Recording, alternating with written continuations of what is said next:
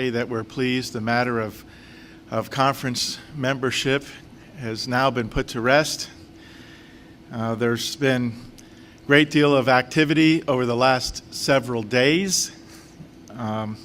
We've reviewed several opportunities for our league membership. Some involved remaining with several of our existing conference members, and others did not. There were numerous factors to weigh in this decision.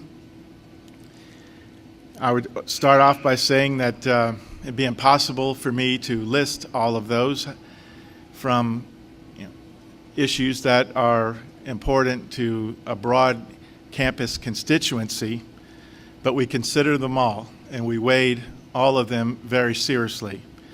It's probably important to recognize two of those factors, one being strength in maintaining relationships with institutions that are in a close geographical footprint to ours here in the state of Oklahoma. Also, the importance of maintaining and strengthening our recruiting base, being visible in our alumni and fan base, and constantly thinking about what serves our competitive advantage here at the University of Oklahoma.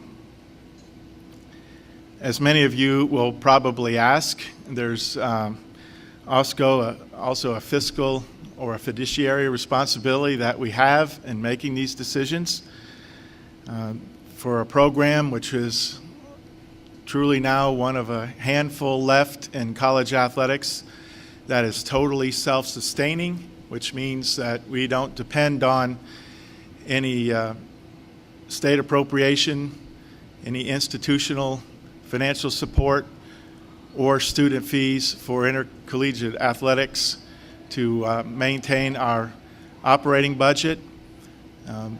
The fact that we have been able to develop a strong financial model that serves our 21 sports that we sponsor, provides the resources for our student athletes, and allows us to put our individual sports in a position for competitive success is a very good one, a very healthy one. And that's something that we want to not only protect, but enhance our ability to be strong in the future. And as you know, our model also includes the opportunity to support the academic mission, which this current fiscal year is almost $7 million in financial support directly to the university. And speaking of the university, I would want to point out that our president, David Boren, our board of regents, many other members of our current staff, my staff, our coaches, have all been very, very helpful in providing input, feedback, counsel through this time. And it's been noted and considered as we weighed all those factors. In addition, I would also like to thank our commissioner, Dan Beebe, the conference office staff, and really my colleagues, athletics directors throughout this league, as we collaborated and discussed all of the different items we had to weigh and consider for our own institutions, as well as what would be best for us as we move forward. In closing, I'd like to say that this process has been exciting, challenging, difficult, perhaps because it's been in such a compressed time. There were probably many questions that you all wanted to ask, and you knew I wasn't always available to answer every one of your calls, to address the rumors, the conspiracy theories, the opportunities, whatever they might be. This was made it very, very difficult, and we were moving at warp speed, it seemed like at times, trying to gather information so we could make the best decisions for the institution and the people we represent. Most important thing, that our university, the growth in our academic excellence, which we hopefully reflect in our intercollegiate athletic program, with developing excellence across the board for the teams we sponsor. All of that has been considered in putting ourselves in the position to pursue championships as we go forward. The University of Oklahoma is an iconic brand, and it's a responsibility we take serious in not just ownership of that brand, but stewardship. We make our decisions, our own decisions, collectively and throughout the institutional structure that best reflects the interests of the people we represent.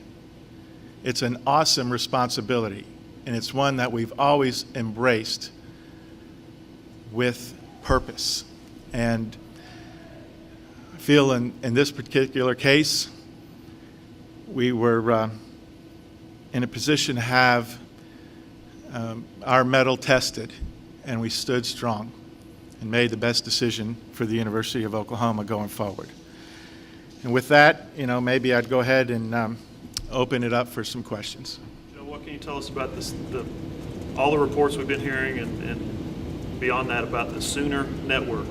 What is that? How does Sooner Sports Properties fit into that? What can you tell us about and additional money that's going to come from that? That's a good question, John. We haven't named anything else but our current approach to the rights that we have available to the institution. You mentioned the Sooner Network. That's the nomenclature we currently use. Our rights are held by Learfield, Renda Broadcasting, and Griffin Communications jointly. And we have engaged them in this process of studying what the University of Oklahoma could do to broaden its reach to its constituent base, which means something like an OU channel. It could be delivered by cable, satellite, or broadband. All of those options are still available to us, something we've been reviewing for the last several months, and we expect to have more information as we go forward. You might already know that, and this isn't anything real new, that in the past couple of years as we've upgraded the technology throughout our department, including the video boards at several of our venues here at Lloyd Noble Center, of course, Memorial Stadium, and at L. Dale Mitchell and Marita Hines Field.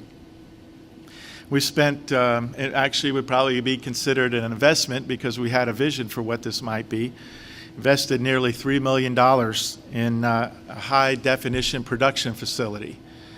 And we've moved forward with hiring an outstanding individual that's been with us now for about 3 years, who very, very talented and has helped us elevate the programs that we produce, both live and prepackaged. And we feel with his background and knowledge and the staff we have, the now marriage that we have with the Gaylord College of Journalism, all of that is an outstanding foundation upon which we can develop this channel as we go forward. Joe, Dan said this morning that there's nothing in writing about the television agreement. When you take that into account, and you take into account there's no new charter between members to keep people more involved in the conference, what did you hear that made you believe that this was the best way to move forward? We have information already because we're currently members of the conference. We have contracts in place already. We have bylaws in place already. As I have said to a number of you, we were approaching a negotiating period for a portion of our television rights. When I say our rights, I'm talking about the conference's television rights. And that is with the Fox network. We finished our negotiation in 2007 with resulting in ESPN ABC getting a portion of the conference television rights for football and basketball. Even going back, the last month, there have been some conversations between our commissioner and the current partner, Fox, projecting what these negotiations would look like as we approach that defined period provided by the contract.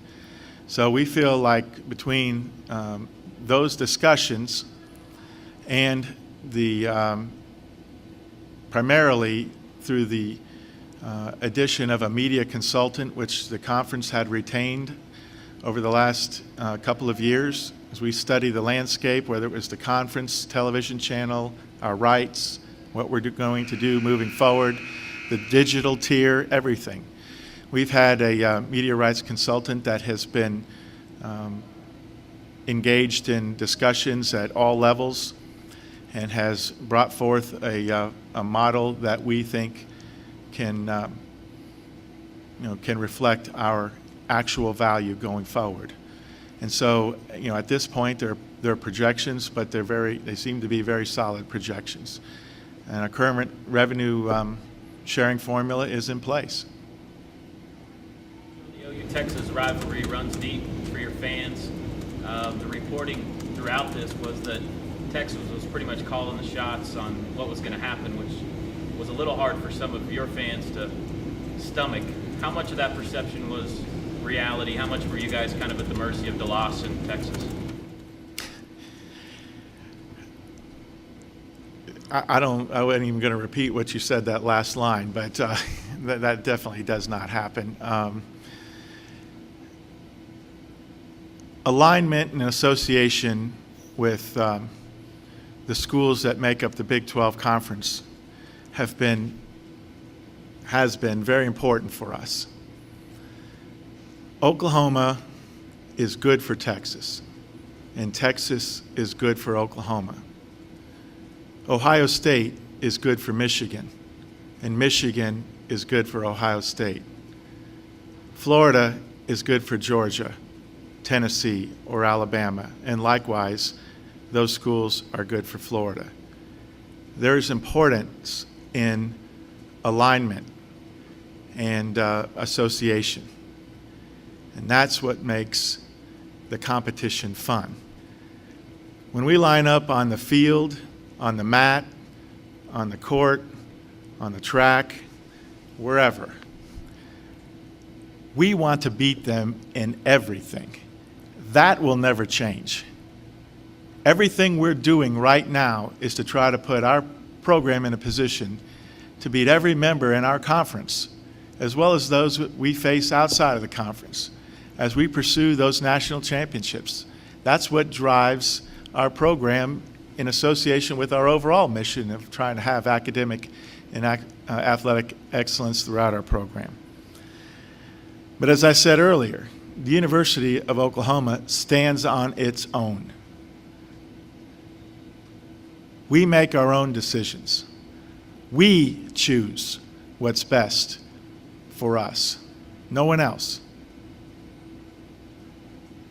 Was there invites to the University of Oklahoma from other conferences? Rusty, I said earlier that we did have other opportunities to consider, and those opportunities aren't something I'm going to get into, but they were intriguing for sure.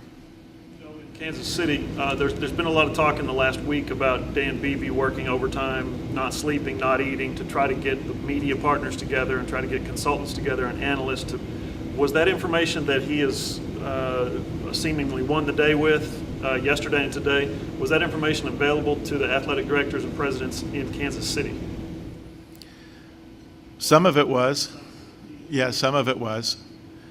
And at that time, we were all moving to try to get every institution to address or affirm their membership in our conference. We were all tired of the rumor and innuendo that seemingly floated around the Big 12 Conference has been strong. And going back to the points about the members, the current members in our conference, history shows that is good for Oklahoma.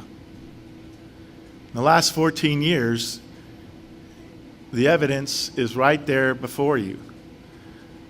Our operating budget is the largest it has ever been. We're in the best financial position we have ever been. We've taken care of our responsibilities. We've been great partners to the institution. We've been highly competitive, and we remain that way. And of course, the decisions that we have made here will put us in a position so we can be competitive going forward. There's kind of a national perception out there because you just lost Nebraska, you just lost Colorado, that the Big 12 is a little bit of a house of cards right now. I mean, how do you move forward considering you've had the Northern Division teams make financial concessions to you in Texas and Texas A&M, and do you worry that you might have to revisit this again someday? Well, we're going forward with the belief that we'll stay together. Probably argue that maybe this group will be as closer than it's ever been. But time will tell. The conference will examine the contractual relationships that would bind us together. We like to think of the qualitative reasons that bind us together too. I gave you some of the quantitative. You've heard some from our commissioner. But there are many, many factors that go into making this a good fit. And, that also I would say that it puts us in a position to watch, the changing landscape. And we believe that the 10 members together can be strong, and we'll have an opportunity collectively with our presidents and chancellors, our faculty athletics reps, coaches, the athletics directors, senior women administrators, all of the governance groups to consider opportunities going forward. Whatever those are remains to be seen. We think the model of 10 will work. We haven't had a chance to drill down on every aspect of it. We've just briefly talked about some things, whether that in regards to how our scheduling may be altered. And I'm sure you'll have questions and details that we're not able to address right now, but those will be addressed in the short term, at least as quickly as we can going forward.